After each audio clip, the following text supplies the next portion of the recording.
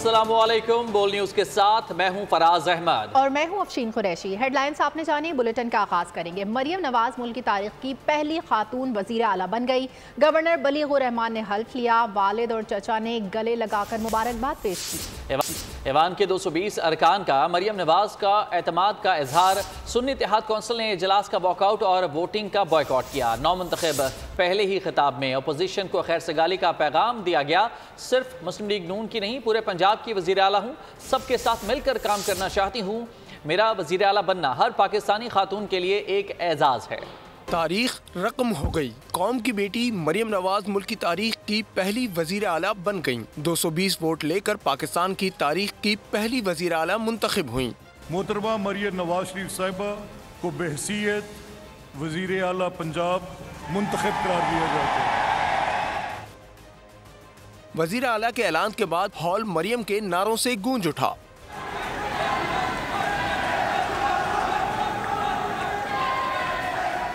Speaker ने मरियम नवाज को वजीर आला मुंतखब होने पर मुबारकबाद पेश की। सुन्नी इत्तेहाद कौंसिल ने वोटिंग के अमल का मुकम्मल बाइकआउट किया। शोर शराबे के दौरान सुन्नी इत्तेहाद कौंसिल के अराकीन इजलास से वॉकआउट कर गए। राना आफ्ताब ने पॉइंट ऑफ ऑर्डर पर बात करने की कोशिश की। स्पीकर के इजाजत न देने पर वॉकआउट किया। मरियम नवाज ने वज़ारत आला का हल्फ भी उठा लिया। सिद्ध के दिल से हल्फ उठाती हूँ कि मैं खलूस नीयत से पाकिस्तान की हामी व वफादार रहूँगी।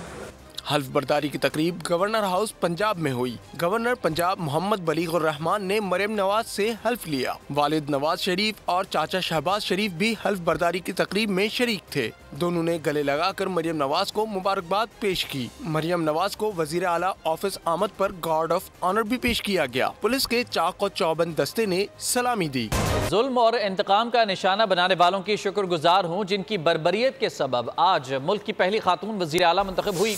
मरियम नवाज ने पहले ही खिताब में अपनों के साथ मुखालिफिन के भी दिल जीत लिए। बोली, जिन इम्तहानात से गुजर कर यहाँ तक पहुँची हूँ, इसका कोई नेमुल बदल नहीं। ऐसा वक्त भी देखा है जब हर चीज़ हमारे खिलाफ थी।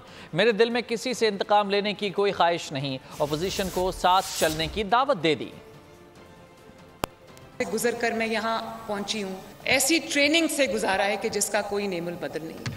हमारे पे भी बहुत मुश्किल वक्त आए जब हर चीज़ हमारे खिलाफ थी।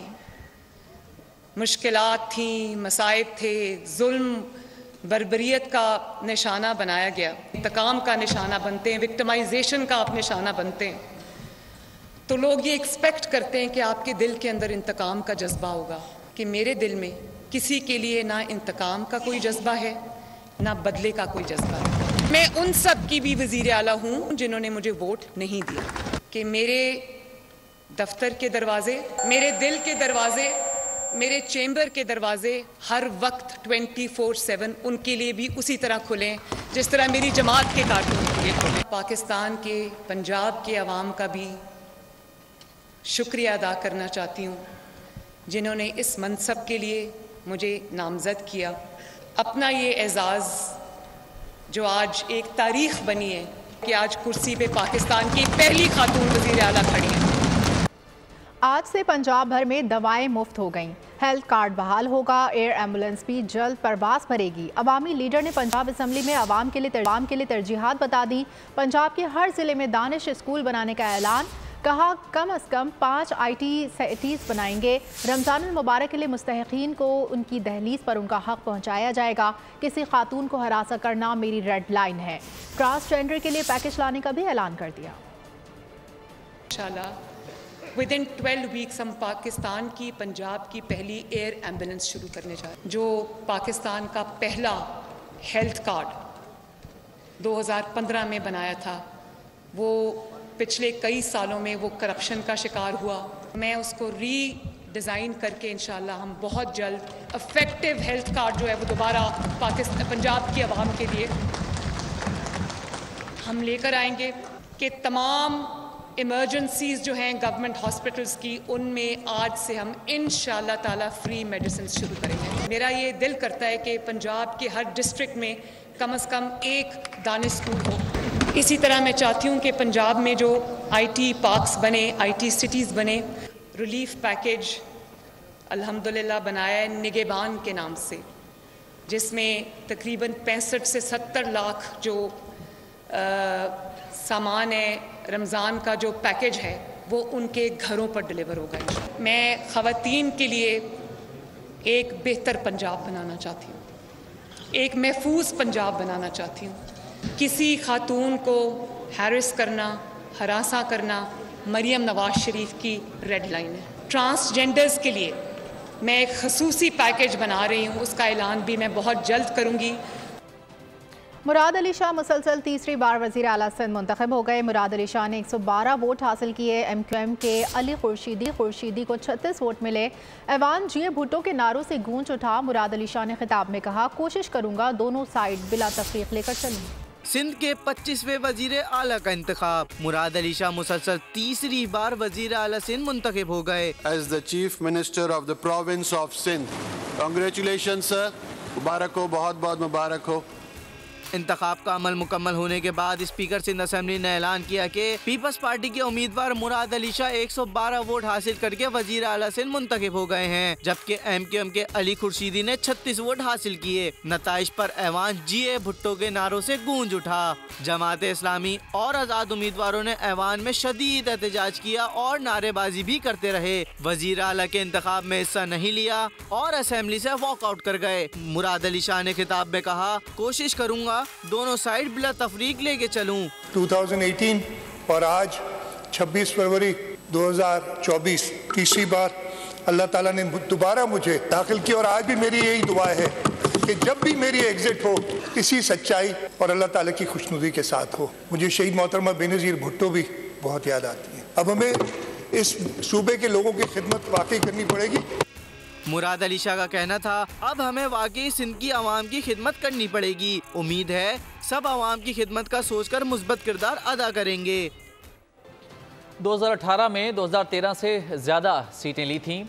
2024 में हमने तमाम रिकॉर्ड तोड़े। मुराद अली शाह ने भी अपोजिशन को मिलकर चलने की पेशकश कर दी। कहा, कोशिश होगी कि इस बार कोताहियां ना करें। पाकिस्तान इस वक्त बहुत मुश्किलात में है। कोशिश करूंगा कि सबको साथ लेकर चलूं। अपनी 2-4 सीटों के लिए मुल्की सालमियत से नहीं खेलेंगे। मुल्की सालमियत और इस्तेहकाम अव्वलीन तरजीह है। कराची को कोई सिंध से अलग समझता है तो वो अपने जहन से निकाल दे। हम मुश्किलात से न पहले घबराए न अब घबराएंगे। 2008 के बाद 2013 में जब हमने 5 साल मुकम्मल किए, कायम अली शाह साहब चीफ मिनिस्टर थे, हमने 2008 से ज़्यादा सीटें ली और ज़्यादा वोट लिए। 2018 में हमने 2013 से भी ज़्यादा सीटें ली और ज़्यादा वोट लिए और अल्लाह ताला के करम से 2024 में हमने अपने सारे पिछले रिकॉर्ड तोड़े। अब ये हमने बेंचमार्क बहुत हाई सेट कर दिया है।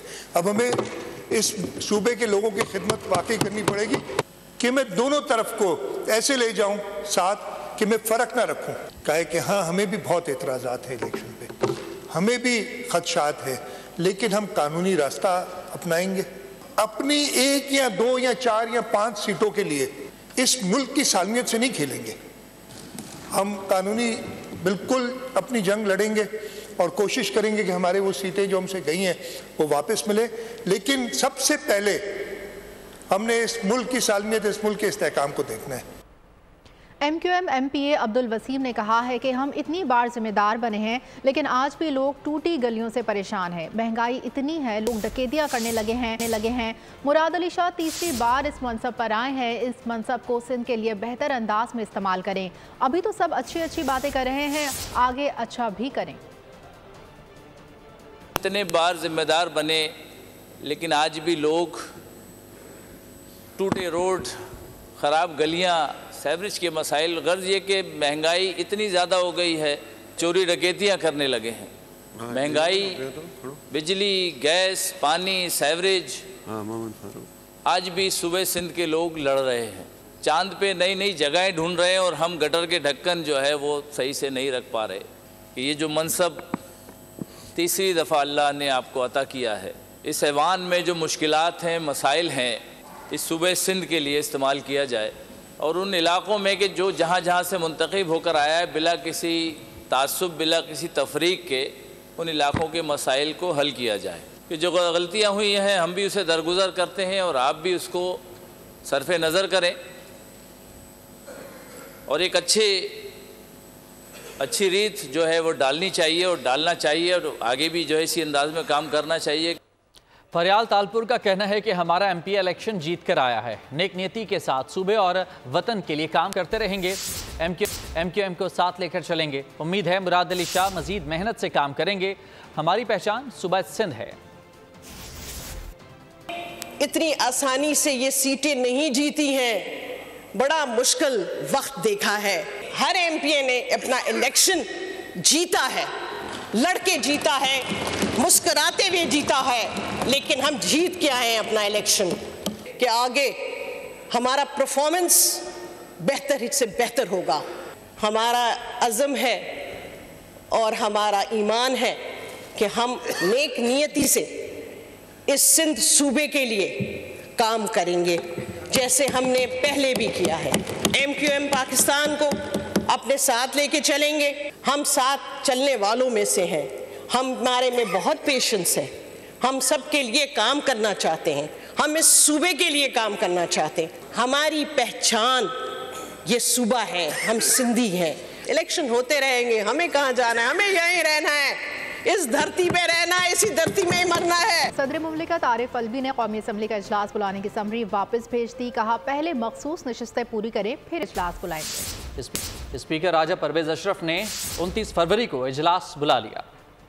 सदर मुमलिकत का कौमी असम्बली का इजलास बुलाने से इनकार। आरिफ अलवी ने निगरान वज़ीर आज़म की जानिब से भेजी गई समरी वापस भेज दी। कहा पहले ख़वातीन और अक़लियतों की मखसूस नशिस्तें मुकम्मल की जाएं। सदर की जानिब से समरी वापस आने पर स्पीकर कौमी असम्बली राजा परवेज अशरफ ने 29 फरवरी को सुबह 10 बजे कौमी असम्बली का इजलास तलब कर लिया। ज़राए के मुताबिक स्पीकर ने आर्टिकल 91 की शिक 2 के तहत इजलास बुलाया। आइन के मुताबिक इंतखाबात के 21 रोज के अंदर कौमी असम्बली का इजलास बुलाना जरूरी है। निगरान वज़ीर आज़म अनवारुल हक काकड़ ने 26 फरवरी की सुबह 10 बजे कौमी असम्बली का इजलास बुलाने की समरी सदर मुमलिकत को भिजवाई थी। सदर पाकिस्तान अपने हल्फ के पाबंद हैं। माहिर कानून राजा खालिद एडवोकेट की बोल न्यूज से गुफ्तगू कहते हैं कि सदर आरिफ अलवी को कानून के मुताबिक असम्बली का इजलास बुलाना चाहिए। माहिर कानून हाफिज एहसान अहमद का कहना था कि सदर पाकिस्तान की जानिब से एक बार फिर कानून से इनहराफ किया गया है और ये सिलसिला 9 अप्रैल 2022 से जारी है। सदर साहब अपने ओथ के पाबंद हैं। अपने हलफ के तहत उन्हें जितने मामलात हैं वो कॉन्स्टिट्यूशन के तहत करने हैं।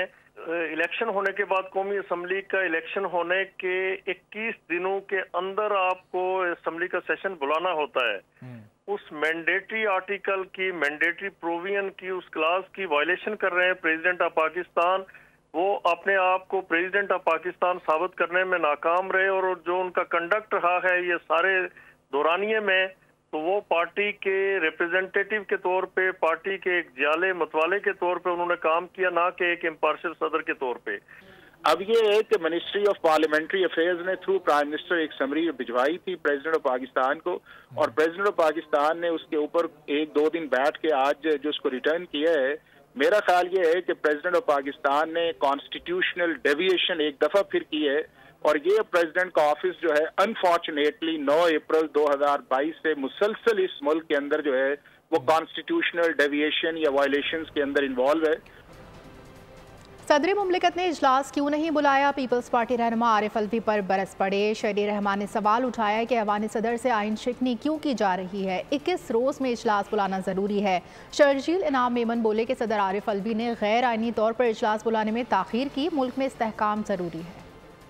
एक ऐसा अमल इख्तियार किया है जिससे उनकी साख पर, उनके ओहदे की साख पर अफसोसनाक एक ज़र पड़ रहा है। वो ये कि उन्होंने अभी तक कहा कि मैं बुला नहीं रहा हूँ हाउस को, और आइन बिल्कुल वाज़े है। 91(2) आप देख लें क्या कहता है कि 21 दिन में बुलाना है, हर हाल में सेशन, वोटिंग होनी है प्राइम मिनिस्टर की 169 की मेजॉरिटी पर, और आगे बढ़ना है। तो इसमें कोई लचक नहीं है, और फिर वो आइन शिकनी के क्यों मुरतब होने चाहते हैं? ऑलरेडी उनकी जो मुद्दत है वो एक्सपायर हो चुकी है। नेक्स्ट मंथ की शुरुआत में ही मेरे ख्याल से इलेक्शन होने सदारती, तो इंशाल्लाह ताला आरिफ अलवी साहब अपने घर जाएंगे। इक़्तिदार की हवस के लिए ये पूरी अनारकी फैलाने की कोशिश कर रहे हैं। दुनिया में अवामी राय से हुकूमत बनती है। पाकिस्तान में पहले हुकूमत तय करके फिर इलेक्शन होते हैं। शतरंज का खेल बंद करना होगा। अमीर जमात इस्लामी सिराजुल हक का इस्लामाबाद में जमहूरियत बचाओ कॉन्फ्रेंस से खिताब। कहा, अवाम के सब्र का पैमाना लबरेज हो चुका है। तहफ़्फ़ुज़ात का एहसास ना किया तो कोई हादसा ना हो जाए। सारी दुनिया में पहले इलेक्शन और बाद में हुकूमत बनती है। ये वाहिद पाकिस्तान है जहां पहले से फैसले होते हैं कि ये सुबह किस पार्टी को देना है, ये सुबह किस पार्टी को देना है, और इस सूबे के अंदर फिर किस किस हल्के में किस किस को लाना है। तो मैं ये समझता हूं कि ये शतरंज का जो खेल है, अब इस खेल को बंद करने की ज़रूरत है। शायद अब वो लम्हा आया है कि आवाम का पैमाना सब्र लबरेज भी हो गया है। तो अगर इन जज्बात को, एहसासात को कोई प्रॉपर रास्ता नहीं दिया गया तो ख़तरा है कि कोई और सानहात यहाँ देखने को न मिले। खैबर पख्तूनख्वा असम्बली का इजलास 28 फरवरी दिन 11 बजे तलब कर लिया गया। इजलास से कबल स्पीकर मुश्ताक अली ने असम्बली हॉल का दौरा करके इजलास के इंतजामात का जायजा लिया। गवर्नर हाजी गुलाम अली ने असेंबली का इजलास तलब कर लिया। स्पीकर मुश्ताक अहमद गनी 9 मुंतखब अरकान से हल्फ लेंगे। इसके बाद मरहलावार स्पीकर, डिप्टी स्पीकर और वजीर आला का इंतखाब अमल में लाया जाएगा। सुन्नी इत्तेहाद कौंसिल ने अली अमीन गड्डापुर को वजीर आला का उम्मीदवार नामजद किया है। असद कैसर के भाई आकिबुल्ला स्पीकर के ओहदे के लिए उम्मीदवार हैं। खैबर पख्तूनख्वा में वजारत आला, स्पीकर और डिप्टी स्पीकर के ओहदों के लिए अपोजिशन की जानिब से ताहाल नामों का फैसला नहीं हो सका। बलूचिस्तान असम्बली का इजलास 28 फरवरी को तलब कर लिया गया है। इजलास में असम्बली के अरकान हल्फ लेंगे। कौन होगा बलूचिस्तान असम्बली का आला वजीर? फैसले की घड़ी करीब आ गई। गवर्नर बलूचिस्तान मलिक अब्दुल वली काकड़ ने बलूचिस्तान असम्बली का इजलास बुध 28 फरवरी सहपहर 3 बजे तलब कर लिया। इजलास में स्पीकर बलूचिस्तान असम्बली जान मोहम्मद जमाली अरकान असम्बली से इजलास में हल्फ लेंगे। 65 अरकान असम्बली में 51 अरकान 8 फरवरी को आम इंतखाबात में मुंतखब हुए। हल्फ उठाने वालों में मखसूस नशिस्तों पर मुंतखब 11 खवातीन और 3 अकलियती अरकान शामिल होंगे। अमन व अमान और एहतजाज के बाइस इजलास के दौरान गैर मुतल्लिका अफराद के दाखिले पर पाबंदी होगी। वज़ीर आला ने काम नहीं करने दिया, काबीना मेंबरान के सामने धमकियां भी दी। निगरान वज़ीर सेहत सिंध साद न्याज ने मकबूल बाक़िर के खिलाफ कानूनी कार्रवाई का ऐलान कर दिया। कहा, खामियों की निशानदेही करने पर काबीना इजलास में धमकियां दी गई। अमेरिका पाकिस्तान की अगली हुकूमत और वज़ीर आज़म शहबाज शरीफ के साथ मिलकर काम करने के लिए तैयार है। इस बात का इजहार अमरीकी सफ़ीर डोनाल्ड ब्लूम ने पोलैंड के सफारत खाने की तकरीब में मीडिया से गुफ्तगू में किया। उन्होंने कहा कि पाकिस्तान में हुकूमत साजी में क्या हो रहा है कुछ भी इल्म नहीं। मरियम नवाज का पाकिस्तान के सूबे पंजाब में पहली खातून वज़ीर आला के तौर पर मुंतखब होना खुशाइंद है। अमरीका की जानिब से पाकिस्तान में इंतखाबात की तहकीकात पर अमरीकी रद्द-ए-अमल के हवाले से PTI के बयानिए पर सहाफ़ी का सवाल। अमरीकी सफ़ीर का कहना था कि सहाफ़ियों का काम सवाल करना और तर्जुमान का काम जवाब देना होता है। सुप्रीम कोर्ट सदारती रेफरेंस पर राय देने के पाबंद है। जजेस की आज़ादी और उनके रियासती दबाव हो तो इस बात का जायजा लिया जा सकता है। चीफ जस्टिस काजी फायज़ ईसा के भुट्टो के इसमें रिमार्क्स। जस्टिस मंसूर ने कहा, अदालत सिर्फ ट्रायल शफाफ होने की हद तक देख सकती है। जस्टिस जमाल खान मंदुखेल ने रिमार्क्स दिए कि इतने तफसीली फैसले से लगता है जिन जजेस ने फैसला दिया वो खुद भी मुतफिक थे। जज के सामने 2 ही सवाल होते हैं, जुर्म हुआ या नहीं। जज आपस में भी यही तय करते हैं जुर्म साबित होता है या नहीं। भुट्टो फांसी केस में चीफ जस्टिस का अदालती मुआवनन से मुकालमा। कहा, सुप्रीम कोर्ट सदारती रेफरेंस पर राय देने की पाबंद है, किसी भी अदालत के फैसले का जायजा ले सकती है। अगर अदालत गलती करे तो इस्लाम क्या कहता है, हमें सेम ठीक करनी चाहिए। पार्लियामेंट कोई कानून बनाना चाहे तो बना सकती है, हम हिदायत नहीं दे सकते। जस्टिस मंसूर अली शाह ने कहा, अदालती रिकॉर्ड पर ऐसा मवाद दिखाएं जिससे साबित हो जजेस पर दबाव था या तासुब पर फैसला किया गया। ऐसे में तो कहा जाएगा हर केस खोला जाए। जस्टिस सरदार मसूद बोले, हम किसी अदालती फैसले को कलअदम करार दिए बगैर कैसे तासुब का जायजा ले सकते हैं? क्या ट्रायल कोर्ट, सुप्रीम कोर्ट और नजरसानी के फैसले को कलअदम करार दें? जस्टिस जमाल खान मंदुखेल ने रिमार्क्स दिए, इतने तफसीली फैसले से लगता है जिन जजेस ने फैसला दिया वो खुद भी मुतफिक नहीं, इसलिए इतनी तफसील लिखी गई। अदालती मुआवन ने अपने दलाइल में कहा, जस्टिस नसीम हसन शाह ने कहा, हमसे तो किसी ने नहीं कहा यूं करो। मुश्किल ये है इस दौर के कौन से फैसले बरकरार रखे जाएं, कौन से खत्म किए जाएं। लाहौर में खातून पुलिस अफसर ने जान पर खेलकर मुश्तइल हुजूम से खत्ताती वाले लिबास पहनी खातून की जान बचा ली। खातून चेहरा मार्केट में शॉपिंग के लिए आई थी। ASP शहरबानो कहती हैं समझाने पर लोगों ने अच्छे तरीके से ताउन किया। मरियम नवाज कहती हैं शहरबानो आपका शुक्रिया, आप पर हम सबको फख्र है। खत्ताती वाला लिबास बन गया खातून के लिए अजाब। लाहौर में हुजूम मुश्तइल हो गया, खातून को घेर लिया, तशद्दुद की कोशिश की। बहादुर खातून पुलिस अफसर डट गई, हुजूम में घिरी खातून को बाहिफाजत बचा लिया। ASP गुलबर्ग शाहिर बानो नकवी बनी दुनिया बोल में मेहमान, सारी सूरत हाल से आगाह किया। सेंटिमेंट लोगों के जो थे रिलीजियस वो हर्ट हुए थे, जिसकी वजह से मॉब साइकोलॉजी ये शो करती है कि वंस द न्यूज़ हिट तो उसकी अगर तहकीक प्रॉपर्ली ना की जाए वो चीज़ जो है वो एग्जैस्परेट कर जाती है। और इधर भी वही चीज़ नजर आई है, टिपिकल मॉब साइकोलॉजी थी जिसके अंदर एक ह्यूमर फैल गया और लोगों ने उसको अंधाधुंध फॉलो करना शुरू कर दिया। वजीर आला पंजाब मरियम नवाज ने ASP को खराज तहसीन पेश किया। कहा शहरबानो बरवक्त ना पहुँचती तो हादसे का खतरा था। वजीर आजम के माउन खुसूसी अल्लामा ताहिर अशरफी का कहना है वाक़या जहालत पर मबनी है, हिरासा करने वालों को माफ़ी मांगनी चाहिए। गुज़िश्ता रोज अछरा बाजार में खातून को लिबास पर लिखे अरबी हरूफ के बायस मुश्तइल हुजूम ने हिरासा किया। वायरल वीडियो में खातून को खौफ के आलम में अपना चेहरा छुपाते देखा गया। लाहौर में जारी PSL मैच में इस्लामाबाद यूनाइटेड की बैटिंग जारी है। इससे पहले पेशावर ज़ल्मी ने हरीफ टीम को 200 रन्स का टारगेट दिया। बाबर 11 की जानिब से कप्तान ने शानदार बल्लेबाजी का मुजाहरा करते हुए 111 रन्स स्कोर किए। उनके अलावा साइम अयूब ने 38 रन्स का हिस्सा दिया। इस्लामाबाद यूनाइटेड के कप्तान शादाब खान ने 2 खिलाड़ी आउट किए। PSL सीजन 9 के पॉइंट्स टेबल पर मुल्तान सुल्तान्स का राज है। 5 मैचेस में 8 पॉइंट्स के साथ रिजवान एंड कंपनी की पहली पोजीशन है। 4 मैचेस से 6 पॉइंट्स हासिल करने वाली कोयटा ग्लैडिएटर्स का दूसरा नंबर है। कराची किंग्स तीसरे, पेशावर ज़ल्मी चौथे नंबर पर है। शादाब खान की इस्लामाबाद यूनाइटेड का 5वां नंबर है। जारी इवेंट के 5 मुकाबले हारने वाली दिफाई चैंपियन टीम लाहौर कलंदर्स का 6ठा और आखिरी नंबर है। न्यूजीलैंड के मुतादिद स्टार क्रिकेटर्स IPL की वजह से अप्रैल में T20 सीरीज़ खेलने के लिए पाकिस्तान नहीं आएंगे। कीवीज 14 से 28 अप्रैल के दरमियान 5 T20 मैचेस की सीरीज़ के लिए पाकिस्तान का दौरा करेंगे। टूर के लिए दस्तियाब ना होने वालों में can Williamson, Daryl Mitchell, Loki Ferguson, रॉचन ब्रोनेड और ट्रेंट बोल्ट शामिल हैं। ज़राए के मुताबिक न्यूजीलैंड क्रिकेट बोर्ड टीम भेजने से कबल अमन व अमान की सूरत हाल का जायजा लेने के लिए सिक्योरिटी वफ़द पाकिस्तान भेजेगा। राजकोट टेस्ट में भारत की फतह का मजा किरकिरा हो गया। इंग्लिश बैटर जो रूट को आउट देने का तनाज़ा, DRS पर एक बार फिर सवालात उठ गए। वीडियो में बॉल वाज़ेह तौर पर लेग साइड के बाहर जाती हुई दिखाई दी। टेक्नोलॉजी के इस्तेमाल पर जो रूट आउट करार पाए।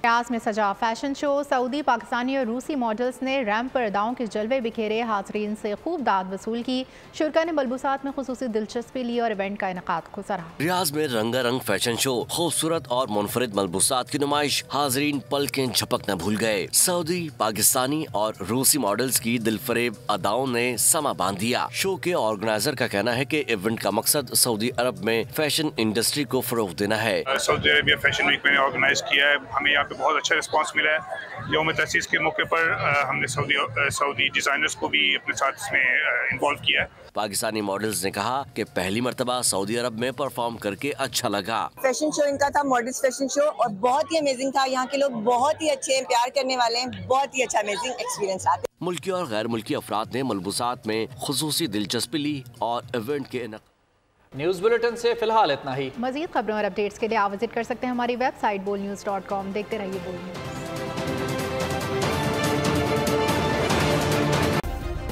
सब्सक्राइब करें और बेल दबाएं ताकि कोई खबर रह न जाए।